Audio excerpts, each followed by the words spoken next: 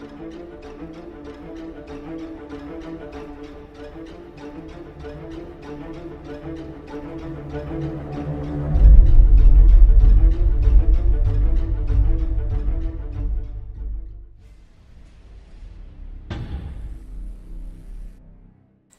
everyone, and welcome to the BlastCast. I am Jarvis, and with me as always is the man who actually liked the presentation, Lightning Dragon.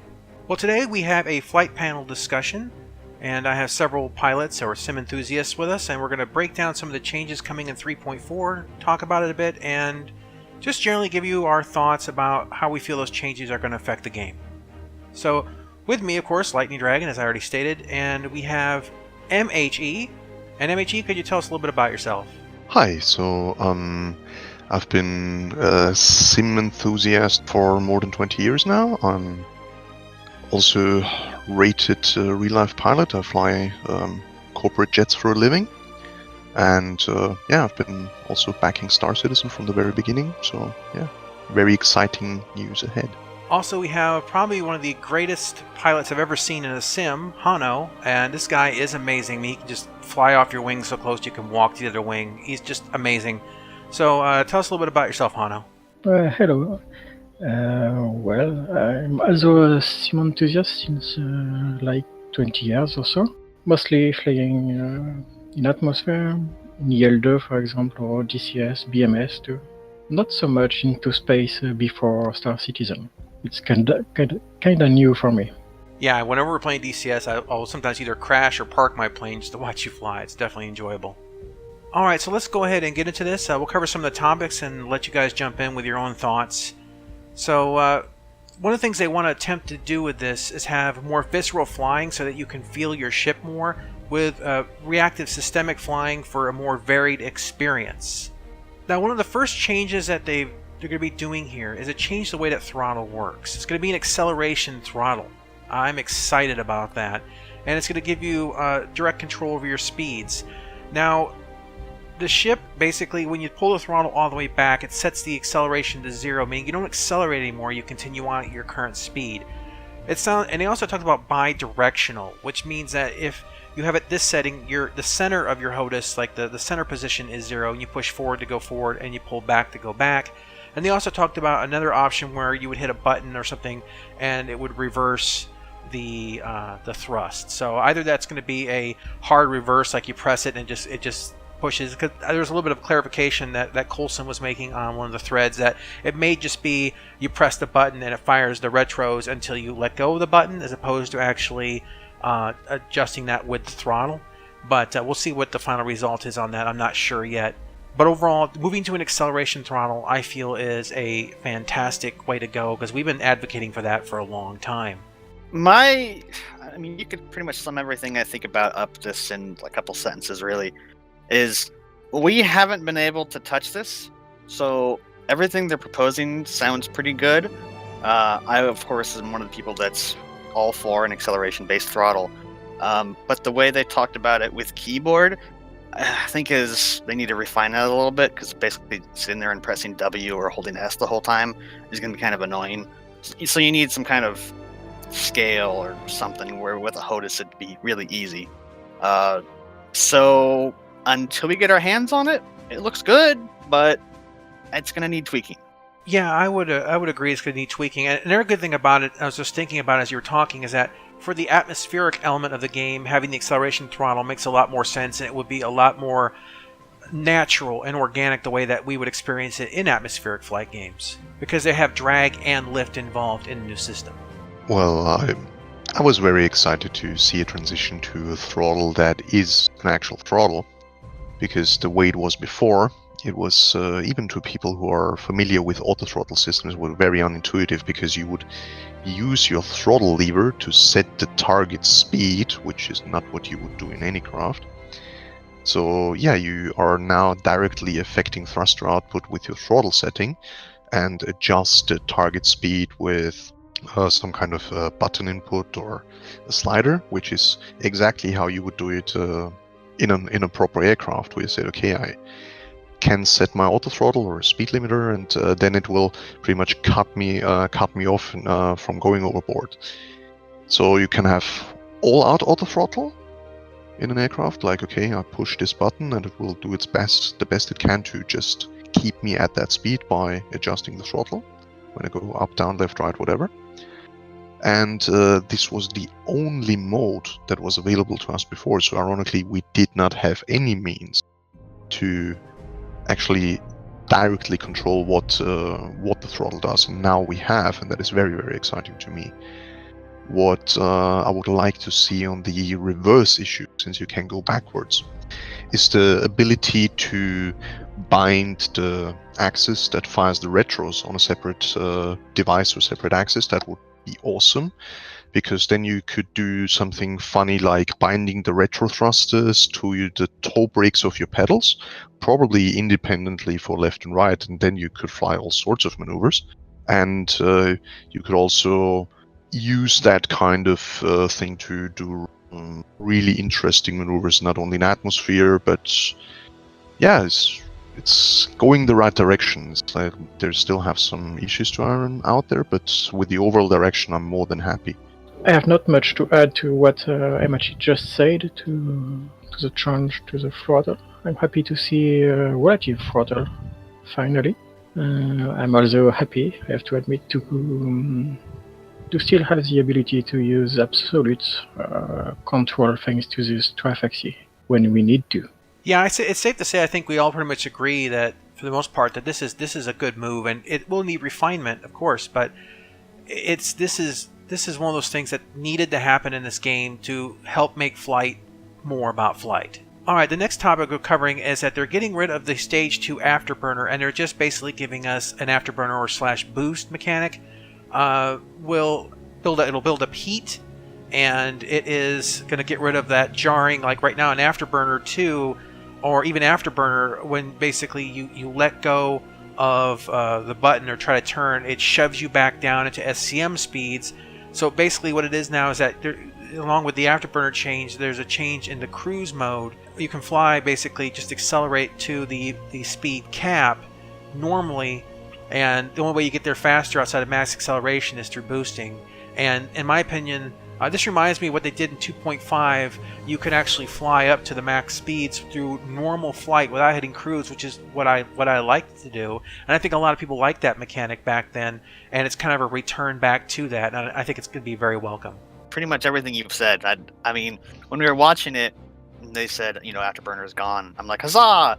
And they said, oh, but Afterburner is still in. And it's like, wait, what? And then they explained how it's going to work. And with it just auto rolling over, it's like that's dumb. I think it should be on a toggle. And then later in the demonstration, they're like, oh, but if you want to just turn that off and you have the safety cap speed, you can just click that button. So it's like, okay, so it's kind of like a toggle, but it's a reverse toggle. It's on by default, so it's fine. Again, until we get our hands on it, everything sounds good, but it depends. So the direct speed control and the death of Afterburner 2, I could not be happier with that, because the first Afterburner, so this sprint button that AFP2 used to be, that slows you back to SCM speed when in fact it does not need to. It's like, well, to put it another way, whenever you design a system that it stops working against you, I call that progress. I would like to see while we are in coupe at high speed, the SCS will start limiting our rotation rate for safety reasons to avoid massive slide. I would like to see that as an SCS safety option that we call the turn off, if you would like. There is no reason to black out if we manage correctly the new acceleration cap and or turn G-safe. In space, the only thing that can make you black out is excessive thruster output. And if that is not a thing, so if you cannot have any thruster produce enough acceleration in any direction to black you out, it will not happen irrespective of which flight mode you're in. So if you want to rotate faster at higher speeds and just accept the drift, what you would have to do is to switch between decoupled and coupled. Yeah, that's a good point to bring up. The fact that they were talking about at higher speeds, your rotations get more limited, because we had talked about before, I believe, that rotations are the things that, we did the rotation conundrum video, and hopefully they can see where rotations become an issue in all aspects of the game, and start to factor that in. And like, we talking about the decoupled and spinning, that's perfectly fine because it's space flight. And like if you were to rotate, let's say 90 degrees to your right, and you were going at a good clip, and you push, you thrust with the main engine as hard as you can, then you're going to start getting some G-forces from those two, the direction you're trying to go and the direction you currently are colliding, so to speak. And if the thrusters aren't putting enough power to black you out and stuff like that, because they don't put out that much thrust, then it's really going to be heavily dependent upon what your main engines are doing. Well, since your main engine is in line with most ships at least, it's very hard to make people black out when going forward. I mean, it can be done, of course, but since they gladly also reintroduced the G-force indicator, yes, if you look at the bottom of the HUD of pretty much any ship they demoed, you see this small circle that has a dot that moves around to indicate the direction the G-force is acting upon you, and right next to it is a number. And from the I would estimate, of course I would have to do further investigation to that once I get my hands on it, but from the numbers I've seen there, the thing seems to give somewhat correct readings, and the numbers it put out were actually within a quite survivable ballpark. It's not a fun ride in some instances, but flying a fighter doesn't have to be. So the numbers we've seen there were okay. But the rotations that were demonstrated and flying around Olisar, we will get into that later, because I've already did timing on that and did a few calculations, so we can discuss that at a later point in this debate. Yeah, I'm really glad to see that G-force indicator back. And most of the times when you're doing, for example, dogfighting, it's not this 9G thing that people get obsessed with. It's right around 6Gs, and a lot of 4 to 6Gs is what you're looking at. You kind of have that ballpark area for a lot of maneuvers, and this constant thing you see people talking about 9, 10 Gs and stuff like that. That's not something you see in dogfighting as a constant goal or some sort of constant parameter that people work within. And having this indicator is also so important because in space you lack a lot of visual reference points. So being able to look with an indicator, since you obviously can't feel it as a person, because you're sitting in a chair at a desk, you're not actually in the ship, to have a visual indicator of where you are outside of just starting to black out, that's going to help people, not black out. Yeah, about the G-meter, I would like to see a 6-DOF G-meters, or at least a 3-DOF one.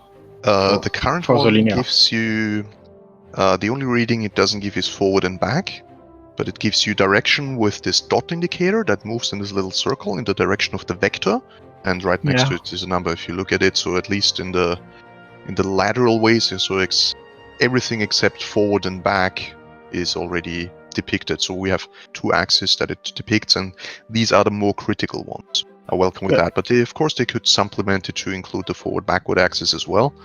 But as long as the retros or the main thrusters are not powerful enough to cause any appreciable effect on you, we will have to see where they go with this. If they go back into complete insane thruster values, we would need it just to not kill ourselves, unless they also increase the G tolerances to ridiculous numbers. But for the time being, I'm very happy with that. So. Welcome back, G-meter. You have been missed. They also stated that the thrusters are going to be based on the Vasimir engines. That's actually kind of good that they can use a real-world technology, and obviously in the future it'll be more advanced, but they have a baseline of a concept of how these things work that they can refer to, which is always good. And the power of the thrusters can be scaled and adjusted manually. Now on the forum, some people had played with and experienced this at CitizenCon, and there were some complaints that the ships slide and they drift too much or whatever, but this is a space game. That is not a bad thing. That is what space is supposed to do. In fact, if it says that they're actually having sliding and drifting, that shows that we're on the right track. This idea that everything should fly like it's on rails is it's terrible. It's counterintuitive to the whole idea of space flight. I'm actually kind of surprised that they didn't model it after the Sabre engines, which is a hybrid jet and rocket engine, so that when you're in atmosphere, you'd be able to, if it was atmosphere with oxygen anyway, you'd be able to switch over to a more efficient engine, so you'd be able to fly for longer. That was kind of a strange thing, but I'm glad they're using at least somewhat realistic technology. Yeah, good point. I think you've built a couple of those in Kerbal. You've actually gone ahead and used some of those engines. Yeah, I'm sure we've demonstrated that at least once. I think I'm not knowledgeable about Saber engines, so I can't comment on that. But Vasimir engines, as far as they described it, I think are a very good choice for this kind of gameplay. Simply because when they say, oh, they just use ionized gas and pretty much electrify to the point that it heats up into a plasma and then just eject it.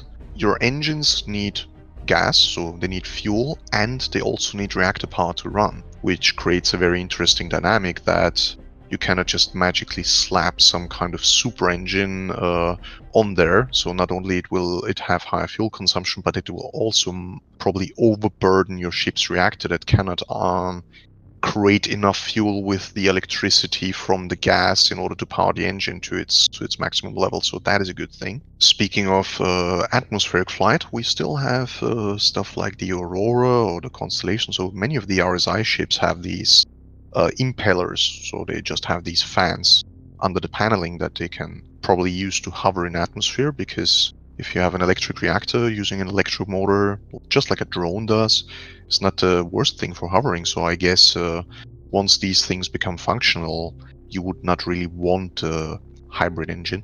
Now, they also discussed the fact that overheated thrusters will reduce effectiveness over time. What begins to happen is that the MAVs begin to spark, they begin to misfire, and you'll start having awkwardness in the way that ships fly. And that's in the short term. Now, it also has a long-term effect, like through wear and tear, that eventually these misfires will become a common occurrence, not just a overheated occurrence, forcing you to repair or replace your thrusters or your engines. So, it's kind of like that old, 1976 pick your car that it tries on the road backfiring that you hate in your neighborhood so much. That kind of will become what your ship is. Wear and tear gets more profound when you start overclocking or you start afterburning too much. And so you can actually set your power levels, your max power levels, lower than the red line, so to speak. You can't exceed that certain point until you hit afterburners. This is to keep wear and tear down. This is to keep heat down. This kind of becomes a long game as far as in the course of battle. Like, you may intentionally be maneuvering a little bit slower than you can because you're trying to outlast the other guy. Let him burn himself out so that eventually he loses most of his maneuverability through built-up heat, and then you have the advantage, is what it sounds like to me anyway. It's a system management. I will say it's an energy management. Well, it's a step in the right direction, at least. Yeah, it's going to need a lot of tweaking, I think, to get it exactly where they need to get it, but I do agree. I think energy management is probably a better description. Yeah, but once again, with a system like this, they need to make sure the pacing is right, because the more complex these MFDs and these systems get, you just can't make the game twitchier and twitchier. It's just going to make it completely unusable. It does open up more co-op gameplay, like if you had a Rio seat operator, or they were showing it off in the Freelancer, so you could have a co-pilot or something who's managing those systems.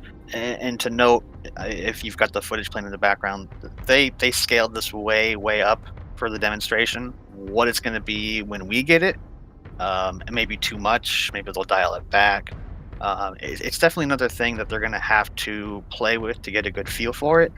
But all in all, it's a step in the right direction. Now, one of the things that we need to be sure of, and they were talking about how sometimes MAVs are more powerful than the mains, is that retro thrusters should not ever again be as powerful or more powerful than the mains. This is a major problem. I've shown videos where I literally backed up into space and things like that. With the retro thrusters, they need to be like, 30 or 50% as powerful mains at most, unless you've got an engine, of course, say like the Cutlass, that can flip that engine over and stop. If a ship isn't designed like that, the most expedient way for a ship to stop, if you want to stop the quickest, is to rotate the ship 180 degrees and then use your mains. I think if they treat it like this, it's also going to create different flight dynamics and, well, frankly, more realistic ones. I think when it comes to braking thrusters, it really just depends on ships. I believe the one we love to hate on, the Vanguard, has got some kind of tech or something built into the engines to allow it to have really high braking. And obviously, if you want to get into real spaceships, if you were making them logically, you'd have main engines on the front and the back, so you could brake just as much as you could go forward, because you don't want to crash into something. mean, you wouldn't have these tiny little thrusters unless they were for maneuvering, for docking. I mean, it's a sci-fi game, so you can't really apply real-world logic to a lot of this. Well, you can't use real-world logic, but I think you can apply at least consistency in terms of when you look at a ship, you have a certain expectation how it would behave when flying. Simply because you look at it, it's like, okay, this is how it's built. You have some feeling about it. And once you make that ship behave in a way that's absolutely counter to what it looks like, you break a lot of this immersion thing because it becomes so unbelievable. This is very obvious in the effect that we've seen so far, that everybody said these things look like paperweights because they move like one. So when I agree the retros should not be as powerful. They need to be sufficiently powerful to get the job done. But I also understand the people when they're like, yeah, I don't crash into things. But that could be, for example, be also solved by giving them other helpers than just overpowering something. If I say, okay, I know my current ship mass, I know my retrothrust capability, why not make a HUD indicator that gives me the required braking distance at my current speed using retros? And then I can use this indicator that can, I don't know, overlap in an asteroid field and change color, however you want to play that, and say, okay, if you brake now, you're gonna make it before you crash into that rock or not. And then people can play accordingly and say, yeah, I'm gonna die less, instead of just eyeballing everything, which is the way we have to do it up to now. So people getting frustrated by being unable to manage their ship is something I totally get, but overpowering your way out of that difficulty is not the way to do it. You need to get realistic tools and realistic insofar as that nobody from an engineering standpoint would be like, oh, it's hard to do. Well, just put in twice as big engines because fuck it, money is no object. That is not how any real or at least believable universe works. People are like, okay, how can we make it easier for you to overcome that challenge without going completely crazy with all these things like thrust? It's funny you go through and describe all that, because they could easily use a system like that to make it so the AI doesn't crash into things by basically saying you need to brake. Yes, if you create a system that is aware of braking distances, that would also be make AI's life a lot easier. The only ship I can think of in the game offhand that kind of builds in this idea of the correct kind of retro thruster thinking is the Hall series, where they actually have the front of the ship is surrounded by engines that point forward so it can stop it. Yes, and given the mass that these things will have when they're full of cargo, this is probably a very good thing to come to a standstill within reasonable distance. Also, the idea of braking distance could even be enforced in some kind of, let's say, ATC restriction way, when they say, okay, close to an orbital station to drop off your cargo, the max speed that you are allowed to go is the one that enables you to come to a standstill within a certain distance, and that is something to abide by. And if not, you get fined or something. So this is something you could implement dynamically, so you still would go at the maximum permissible speed for your ship, but if you're heavily loaded, you would have to slow down much more than somebody who's only with half a full cargo hold. I was actually going to mention that when you said that, I was thinking they have that limiter, which we're going to get into.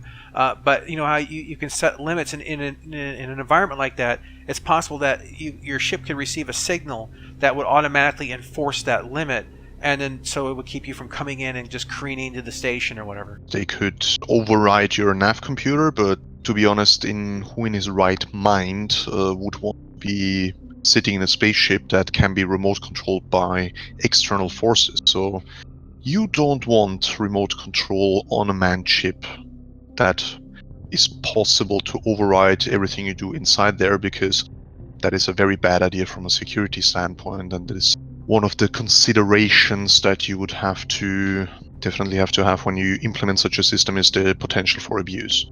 Yeah, when somebody's like, oh, ATC mess with your throttle, then the first people rightfully so I might add, would come up like, yeah, I want to have this system, this, I don't know, computer module on my ship that allows me to hack other ships, and hacking gameplay is going to be a thing. If they really want to take hacking to the point of not only disabling system, but outright taking over your ship and overriding primary flight controls, I don't know whether this is going to result in a satisfiable game mechanic. It's definitely a security concern you would have from an engineering standpoint. I think taking player control away from them is universally hated. Like EMP right now, where you basically just shut your ship off and there's nothing you can do about it.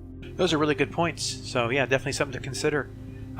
Maybe what it could do instead is it would basically give you a marker next to that limiter where you would set it yourself, but like here's where you should have your speed, and it shows up on your HUD like onto the they have this limiter, I think, shows up on the right side of the left line, and then on the left side they could have like a little red line that starts moving down, like you need to be underneath this level, and so you can pay attention to it. It's pretty much the thrust to weight ratio that defines how fast you can accelerate or come to a stop. And if you have ATC from the real world, what it would do, they operate on separation of distances, and in a non-radar environment, which I think will not be a thing in a space 1,000 years from now, every ATC guy will have some kind of radar. The whole separation by time separation idea goes out the window, so you separate it by distances, and you can say, okay, we go do the 5-mile distance that you usually do on many airports. Then you can say, okay, how fast can I go and still come to a standstill within 5 miles? So if my preceding traffic for whatever reason suddenly explodes, I still hit the brakes and come to standstill before I crash into the debris. That is how you would do it. That you would say, okay, I create a separation between arriving or departing traffic, and then my speed limit I can design in a way that is a good fit for that separation distance. And that is how you would design it in the real world.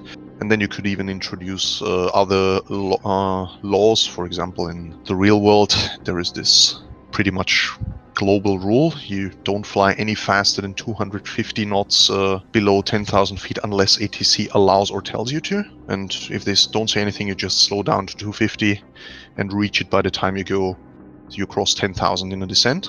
And the same thing is in a climb. Once you go over 10,000, you accelerate from 250 to whatever your aircraft is doing, and of course adhering to airspace restriction. That is something you could use to design a very, very inclusive and realistic traffic around spaceports. But at the same time, you would have to make it easy enough for players to grasp, because nobody is really, probably only a fraction of the community is interested in learning how to read arrival charts, which is not that hard, but a lot of people simply cannot be bothered, and I don't blame them. Another concept that came up, they showed off damage to the thrusters, and what I took out of that was the idea they were talking about time to disable, and to me, that's what I want to hear more than time to kill in this game. Time to disable should be the focus initially as the first major step, and the time to kill should take even longer than that. But we have people out there who want to do piracy and bounty hunting, and we have in-flight ship repairs and things like that. Focusing on the concept of time to disable as opposed to time to kill, I think that's a really great move. They were showing it by shooting a thruster and showing how the thruster basically wasn't functioning well anymore because it took a direct hit. Time to disable is the goal. Wonderful. In the end, the disable is something that kicks in once the health of your thruster diminishes. We have seen that in the MFD. There is this icon that displayed health, and once you shoot it, the health just goes down, and the more down it is, the less it does. You can debate whether you disable it by, let's say, get it under 25% of health, for example, and then make it blow up once it goes under. So if you can only disable it and not blow it up, I would think it sucks. I think the disable should be gradually, and it should be, of course, between pristine and destroyed. So there should be enough leeway, because so far you could be like, okay, it worked, is blown up completely, and this there needs to be a more gradual transition between these two states of being or not being in that case. We don't want the ships to just blow up all the time. I mean, yes, they're pretty and they did a lot of work on making them look good by blowing up, but that's the last thing you want to happen as a player, or even as a pirate if you're trying to steal that ship. And they could tie that with thrusters, where you're like, you're 80%. Like if you're above 80% hit points, the thruster works fine, and you get slower and slower for its how powerful it is and how effective it is.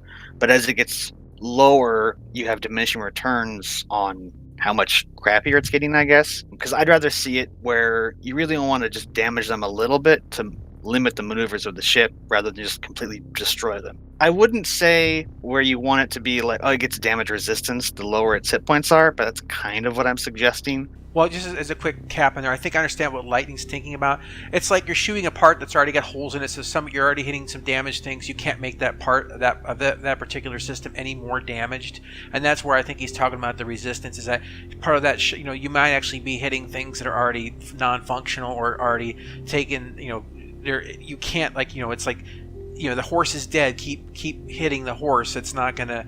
It's you have to. No. If the thruster is gone, shooting in the former location of that thruster should not do any damage to anything. Right. What I meant, like for example, okay, let's say you got an engine on the side of, let's just say the reclaimer, and you're shooting that engine, and given a point in time, like as you go down, like there's certain parts of that engine that they can't wreck that part really anymore. It's like shooting into a dead space, and that's where I think when he's talking about the resistance, that's what he's kind of talking about. You're hitting a spot that you're hitting the engine, but you're hitting a spot you've already jacked up anyway, and it's not going to get any worse. It should not make any difference to the functionality of the thing, but it still should serve to blow it up. A good example would be, I agree. If you should exactly. So if it blows up, it might be that it causes additional damage, because what happens? So for example, in an aircraft, you have a little fuel shutoff valve that is located in the fuel, and it goes towards the engine. So if that engine for some reason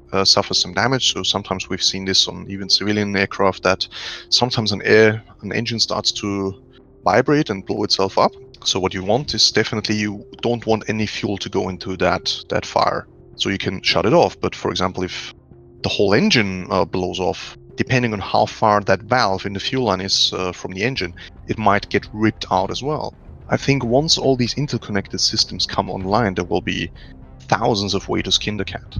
If the pacing is compatible to do that. Yes, exactly. That's a big if. Yes, but given that they are bringing accelerations down to reasonable levels, I think the pacing will go down. And the problem that they're currently having is that they still rotate too fast by a factor of 2, at least as far as I could tell from the Olisa footage they showed. So I've already calculated that the only way to outfly an opponent is jousting, pretty much. Like, you have to pass him by at a distance of less than 100 meters if you want to stay within a reasonable G-force envelope.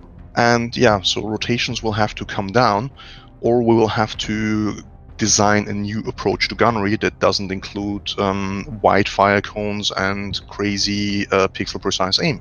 We still have not removed the original culprit that graduated into this mess that flight was before anyway, which is interactive mode, and the fact that you can just rotate your nose, even more so with mouse and gimbals, on your target at all times and just blast away. In its current state, even if flight is going in the right direction, this is still the winning tactic in combat. The only thing that you do remove is that people who engage in this tactic don't have enough lateral thrust to do the circle strafe, but they can still do turreting, which in a one-on-one will be incredibly, because DPS slugfest.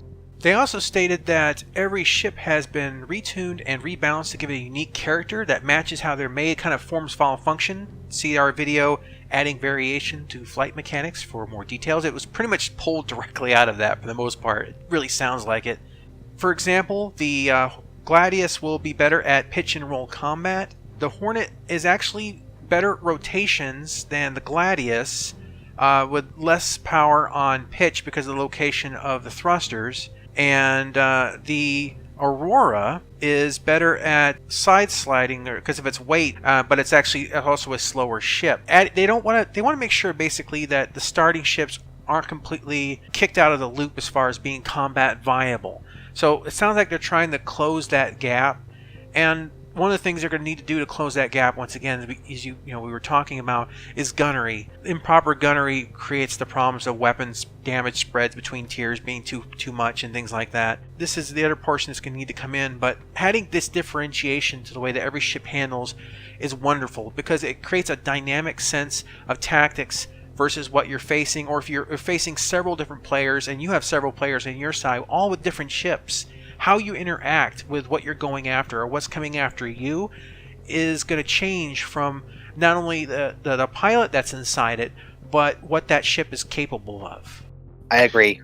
Yes, I mean, if you sit the best pilot in the world in a far inferior ship, he might have, he will still be at a disadvantage, so that is definitely a thing. Saying, oh, we don't want stats-based gameplay, well, sorry, that is not how any kind of air or space combat works.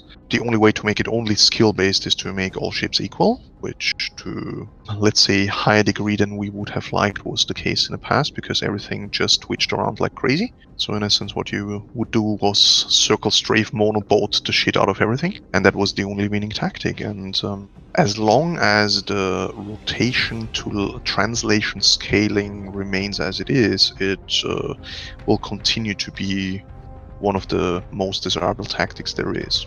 They said 100 times everything is temporary, but if we were to take the parameters we've seen in the editor footage of the Gladius when they tweaked it at face value, so there's still, to the lateral translation, so the lateral accelerations, I'm sorry, they're now finally in a ballpark that is reasonable. That is good news. But still, the rotation values that we were reading were, well, they were crazy. I mean, I don't know if these were in degrees per second or degrees per second square, whatever that was. It's still, from the demonstration of flying around Olisar, the pitch and yaw rate of the Gladius still was in excess of 60 degrees a second, which is way, way too much if you want to have any reasonable way of outflying the firing cone of that thing, even without gimbals. Yep, no turn fight, unless we decrease the rotation rate or make a trade-off between linear and angular acceleration. I think that's coming with 3.4. As in Elite, dangerous. You can't rotate if you are too fast or too slow. Yeah, that is exactly what you would have to do. I mean, we talked about this, that just like they do in high-speed cruise flight, you should simply not be able to rotate too fast. Yeah, I mean, when you go for this SCM safe mode, what they do is they limit your overall lateral speed, so you cannot rotate. So even when you rotate, it doesn't result in significant sliding, simply because you don't have enough kinetic energy that the thrusters have to work against. But they could also do that in a way that, I mean, if in combat you will disable that for sure. And a lot of people will still go, okay, well, I'll just decouple because that unleashes the full rotational capability. As long as you can rotate as freely as you do, there is not much you could do against that tactic. If they, a long time ago, they talked about thruster shunting. And the thing is that, like, if you had, you're driving forward with more main engine power, then you can pull back on those thrusters that also feed into rotations. So, I mean, if you have this balance between what's going to your MAVs and what's going to your mains, like if you want more MAVs, you have to pull back on that throttle to shunt that power to your MAVs. I think that would also be an interesting trade-off. Like, you want more rotation, you have to have less acceleration off your mains. First of all, if you are at cruising speed, you don't need any acceleration, so you have full rotational capability anyway, unless you want to accelerate forward, which at combat speed you don't want to do, you just want to maintain it.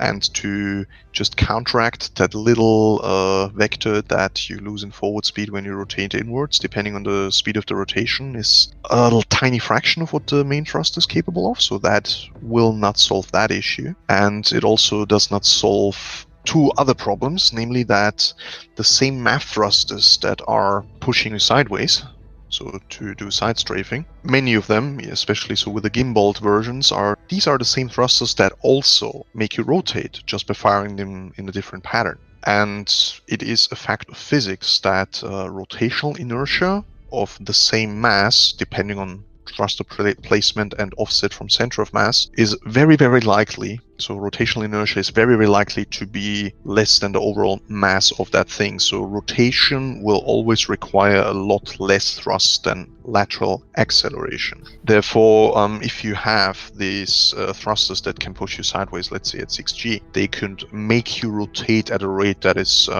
absolutely not survivable. And therefore, what you see in the editor, they have this scaling value. So what these things say, okay, they cap the thrusters at a certain, this time, reasonable amount, but it would still be overblown when you use that amount for rotating the ship instead of pushing it into a direction.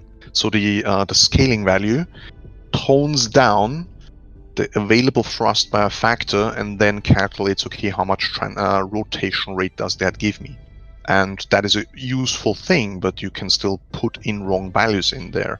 And the values we've seen in there that says actual, and if you look at a still image from the editor footage, was still in excess of 100 degrees a second, which is way, way too fast for any meaningful turn combat to ever occur. 1 to 2 G's of acceleration is incredibly fast, and obviously that scales up with the size of your ship because you have more thrusters. Not even about the G's. It is the problem is when imagine holding a cube in your hands, like pushing it up or sideways needs a lot more force than rotating it in place. But if you have the same amount of force at your disposal, if you invest that force into rotation, the output will be always a much more severe rotation than it would be pushing into a certain direction. This is why they scale down rotation in this editor. And it becomes especially bad when you have a complex pattern of gimbal thrusters, because you can only assign a certain cap to a thruster, but you cannot really tell it. The limits are different depending on which direction it is pointing at the time. And this is why you have to cap down the rotational rate by IFCS law. So what then happens is, if you scale it down like you should, then you still create... I mean, you can control that problem perfectly by scaling it down, but if you don't scale it down enough, you don't run into physics problems, you run into gameplay problems, because, as I said, if somebody's turreting at 60, 70, 90, some degrees a second turn rate, we're back at our very funny example of trying to evade a tank in a car, and the tank is just standing there and rotating its turret, and you're doing probably 1 mile in 3 seconds sideways and pulling a shitload of G's. This is exactly the gist, where you say the ratio of rotational capability and translational capability have to match, otherwise you ruin your gameplay always, irrespective of control scheme, irrespective of what kind of aiming solutions you have. The aiming solutions at this point only exacerbate the problem by adding the pixel perfect aim on top of the simplified controls and the rotational capability that the translation is no match for. Sorry for the rant, but... No, I mean, you're 100% right, so, One thing I wanted to kind of throw in there about that, and I agree with what you're saying. Okay, now there's a game that I am testing, and it just went into beta, which is Infinity Battlescape. This is just one example. There's also another one I'm testing that's an NDA, so I'm not going to get into it, but they both use something similar. Rotation, it takes time to spin it up. It takes time to spin it down. It takes considerably more time to do both than what we have in Star Citizen. And what this means is that, when you have the ability to over-rotate or under-rotate, you get what's called overshoot and undershoot in that regards. And if you don't have that kind of dynamic, what you just get is just shoot. And so having, the idea that, you could have fast rotations, but, if you spend this time spinning it up, you have to spend that time going back to stop it. And it starts to this a lot of times. It feels like rotations are too cheap. Not only are they fast, but they're cheap. And it's okay to have, I think to some degree it's okay to fast as long as you work your way there, and then also you have to work your way back. Yes, but you can only argue that point from a gameplay perspective, because from a pure physics perspective, rotation is cheap in space. That's the whole point. It's just a matter of reality. You create this dilemma that you either say, I artificially limit rotation for gameplay's sake, and hardcore physics realism people will be like, yeah, but it's unrealistic. You could do so much more and not violate physics. And they are right. And on the other side, you have cheap rotation and it will trump any other tactic in space combat. These people are also right, and it's going to be very boring. So. But it's a Yeah. game. They can't. Yes. You have to balance it around the fact that it's a game because it's not Yes, a exactly. simulation. But how do you that argument without saying but fun? Fun trumps Yeah. everything. So that is exactly the problem that you have from a almost philosophical standpoint, that you, in order to even have a shot at this, you have to resort to, in essence, using fun as an argument, when in fact fun is a very bad argument because it's incredibly subjective. I think it really should depend on the type of ship and what it's supposed to do. If you have a very light ship that doesn't have like huge engines, I think I've talked about this. The ship would be better rotating, but it's not very fast, right? And you should try and balance it around what the ship is supposed to do. So then that opens up gameplay for the player to pick what they want to fly as. And then it kind of hopefully would balance itself out. Yes, I mean, it will be hard to balance in itself, because you can try to balance whatever, but even in your balancing act, the rules of math will still apply, because we are dealing with a representation of three-dimensional space here. So to some degree, you cannot escape that reality, and yeah, you will have to come up with a way to counteract turreting as a tactic, which will be very, very hard in small ship combat. So it's actually much easier to do in larger scale combat, where different classes of ships have a go at each other, because then you can say, yes, but I'm gonna point all my big ship guns at small fighters that are engaged in turreting, because they don't move much, they're relatively easy to hit, and that is correct. But yeah, in just small fighter one-on-one, how do you avoid this reduction of gameplay that it devolves into circle straving or jousting? So how do you get actual dogfighting? And the only way is rotation versus translation, because the whole thing that we know as a dogfight only emerged because physics, as we know it, dictates a certain ratio between the two in the combat that aircraft is used to engage in. And that was hard capped, so to speak, by human physics, because you simply cannot pull 30G turn and expect to remain conscious. That's not how it works. So yeah, if we say we want to remain within the G-force envelope, rotation has to come down. If we say we want to have the realistic rotation, then you cannot outfly the rotation within the realistic G-force envelope.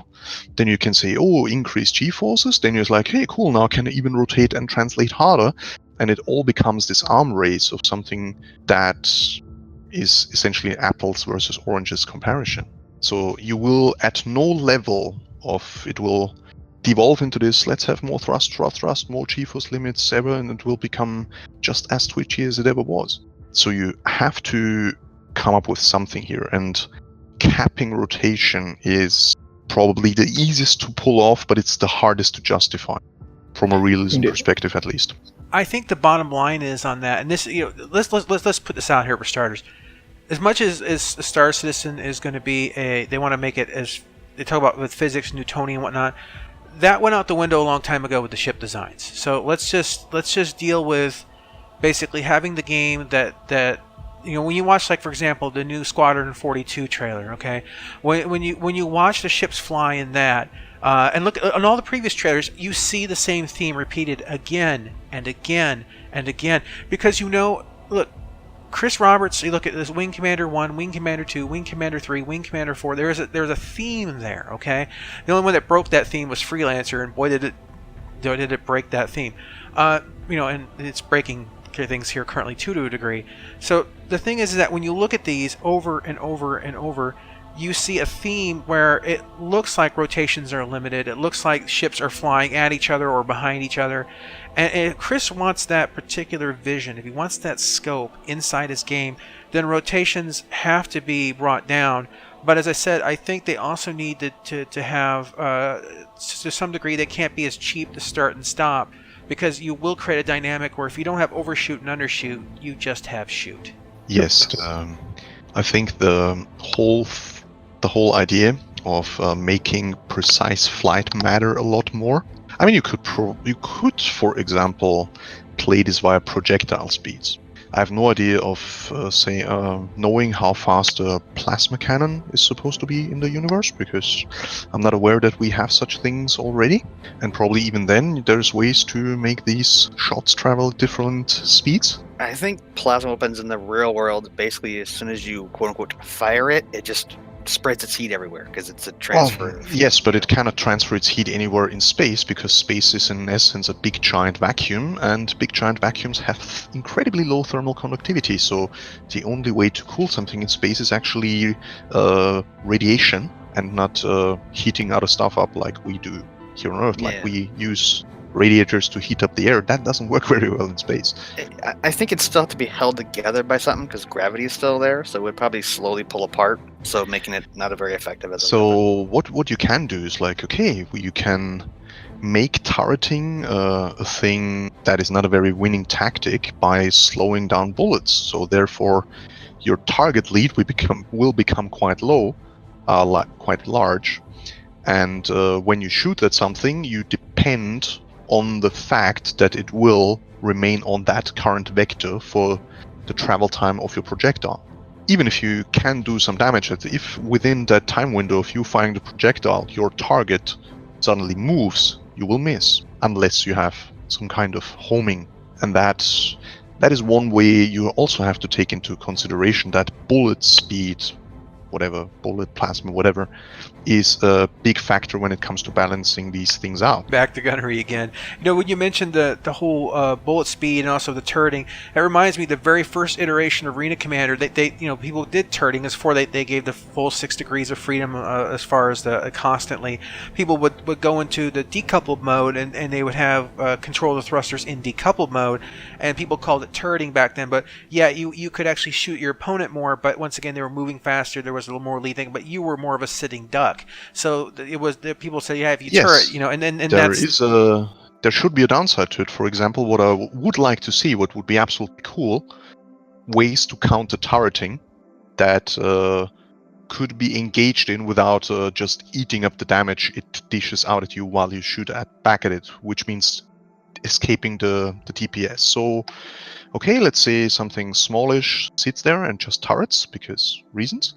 And I sit, for example, in my little Hornet, and I'm like, yeah, I have this sexy ball turret. It can actually shoot sideways. Cool thing. I can fly circles around the thing probably faster than it can turret, and shoot at it while I'm still flying escape maneuvers. That is some gameplay I would love to see. But then it would create the problem. It cannot be pulled off with IM, because I cannot aim sideways with my cursor and at the same time control the ship, which means IM is actually counterproductive to that sort of gameplay. Right, and this is and I only got to try it a few times and before I gave up on it because of the pacing of the game. But like when I flew my Super Hornet and I used my track IR, I could look all the way to the right, and the turret would actually swing all the way over in that direction, and I could fire. And so if you were doing that maneuver you're talking about, I could actually be looking out the right side of my cockpit and actually firing on my target while making that circle around. Which is why I think using the face over IP or VR headset or track IR systems, or even what is this, that cheap one you can put together. But basically, for like $20, people can utilize the gimbals in that method. And this is why I also think that there should be automation. Like you use a blade if you would just want to automate it. But having the head tracking is like, yeah, you get more range of motion, but you're also dealing with the fact that while you can maybe do a bit more with it, you have the inaccuracy of the human body and human. And it goes with the lore, because the game said head tracking was how gimbals were supposed to work from the beginning. It's in the lore of the game. Well, the lore says that the turrets of the UE military Hornets are by a hybrid of head and eye tracking. So the head for general direction, and the eyes to, when you look at 5 targets off to your right, your eyes would actually mark the target, and then you just pull the trigger. Right. Effectively speaking, it's the T button in your eyes. Yeah, exactly, the T button in your eyes. And I think that this is currently more a hardware limitation, so we do have quite good head tracking already. Eye tracking as an external solution doesn't work that well, but in the VR headset community, there's already prototypes of absolutely stunningly fast and accurate eye tracking. So once that development gains a little bit of track, I think having all these mechanics available as really in gameplay will be absolutely a stunning experience, and at the same time you create a little bit of a problem, because yes, you are then of course you will have all these people like, oh my god, I cannot afford a VR headset, but it gives you a competitive advantage, it's pay to win, blah blah blah, the whole thing.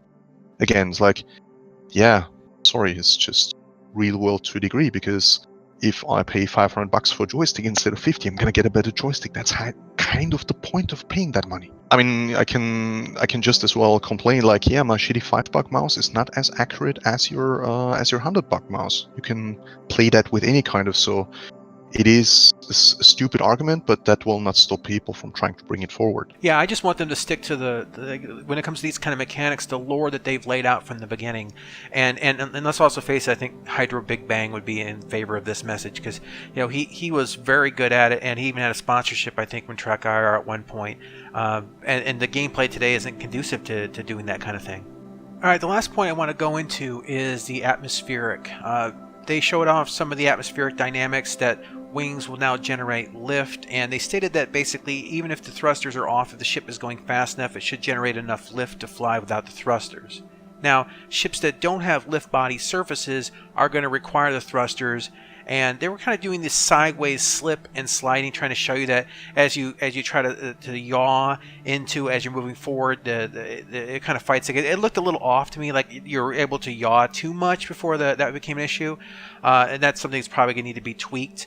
But they were just trying to show that basically that, like for example, the Aurora, I feel it yawed way too much, but before the wind, quote unquote, pushed it back into the straight line. Having once again played several different flight sims that deal with atmospheric, I don't remember them ever yawing to that extreme before you just couldn't do it anymore, or it actually just started turning the vehicle slightly or slowly in that direction. The idea that these ships are going to have to handle differently is a very welcome one, and I would like to see the ships that don't have lift body surfaces handle, well, to a large degree, more like a VTOL or a helicopter inside of the atmosphere, because that's really how they're operating. Kerbal Space Program does something very similar, though it has a arguably very simple aerodynamic system, but you can pull up that interface anytime you're flying, and it basically looks exactly what they showed in the video.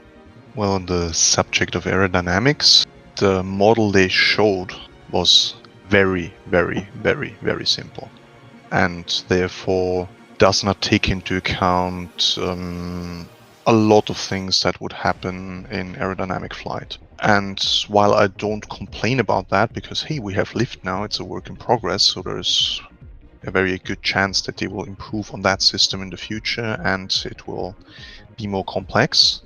But if we look back at what Mr. Pritchett published as his IFCS FAQ document, you could pretty much simulate aerodynamic flight to a really, really high level fidelity just by using virtual thrusters instead of wing lift. So in essence, just attaching lift vectors. What we've seen is we saw the overall lift vector that was just attached to a point. I would guess it was the center of mass of the ship, and we saw a drag vector, which I would assume they calculate based on the cross section of the ship. And a lot of these aerodynamic forces that would happen, I did not see. In fact, the Aurora having a tendency to straighten itself out when you try to yaw it is, with a flying brick, exactly the opposite of what would happen on an Aurora would. So when something returns to its original attitude and trajectory, you would speak of aerodynamic stability, and the geometry of the Aurora in the yaw axis would make it aerodynamically unstable, which means if I induce a yaw motion, so currently then suddenly the air is coming at me from an angle, and so it will hit me partially from the nose, which it has done all the way, so when I was flying straight, but now it comes from the side, so if I yaw left, it will blow on the right part of my ship.